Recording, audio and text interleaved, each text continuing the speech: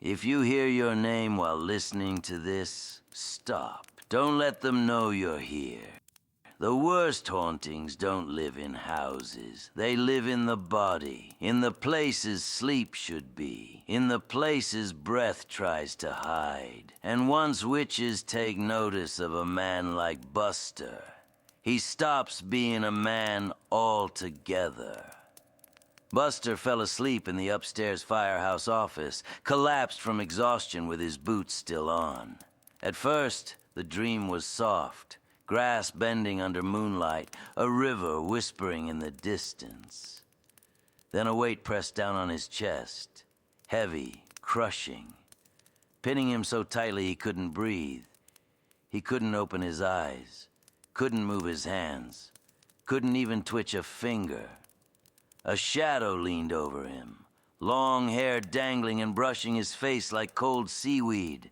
A woman's voice slid into his ear, soft and poisonous. "Horseman!" Buster tried to scream, but nothing came out. Cold hands pressed into his ribs, fingers digging deep like claws. Her breath was freezing against his throat. "Ride with us," she whispered. Suddenly Buster's body jerked, his arms thrashed, his legs kicked. He wasn't in the firehouse anymore. He was moving, fast, galloping.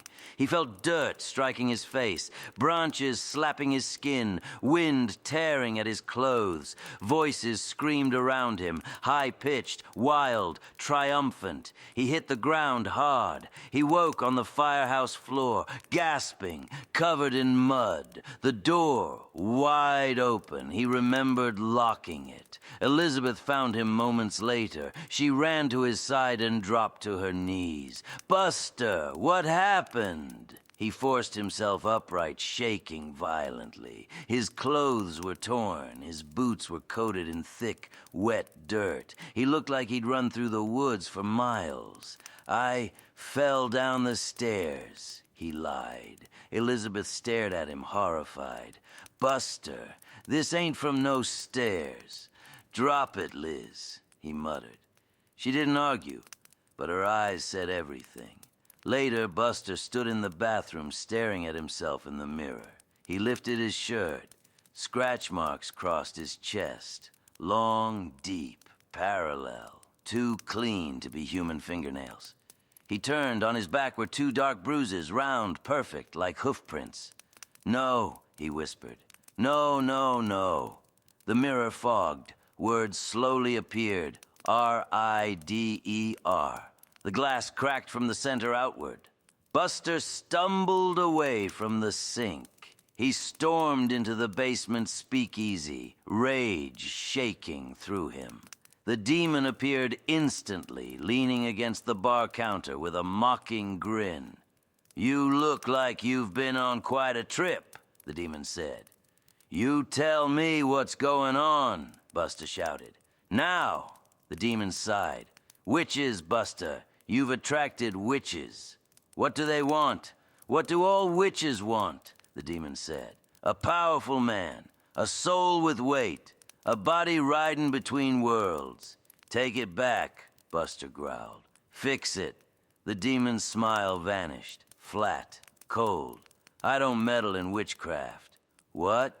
"Different kingdom," the demon said softly. "Different laws. Darker roots." "Then help me another way," Buster demanded. "Protect me. Stop them." The demon's eyes flared an angry red. "You want more power? After everything I already gave you?" "I ain't asking for more," Buster said. "I'm asking for survival." "Survival was never part of our deal," the demon whispered. Elizabeth later went to check the firehouse doors and stopped cold. Mud tracked across the floor, Buster's boot prints. But beside them was another set of tracks. Small, bare feet, leading up the wall, straight up. She backed away, whispering, "Lord help us." She didn't tell Buster, not when he already looked like a man falling apart. That night, Buster tried to sleep sitting upright, gun across his lap. It didn't matter. The riding came anyway. Invisible hands grabbed him, yanking his body upward and slamming him onto a phantom saddle. The witches screamed around him, "Ride, ride!" He galloped across a sky filled with shadows shaped like faces. The world twisted. His limbs jerked like a puppet being dragged by invisible strings. He crashed back into his bed, drenched in sweat, covered in new scratches. He cried out once, quietly. Only the witches heard. Whatever followed you here, be sure not to take it home.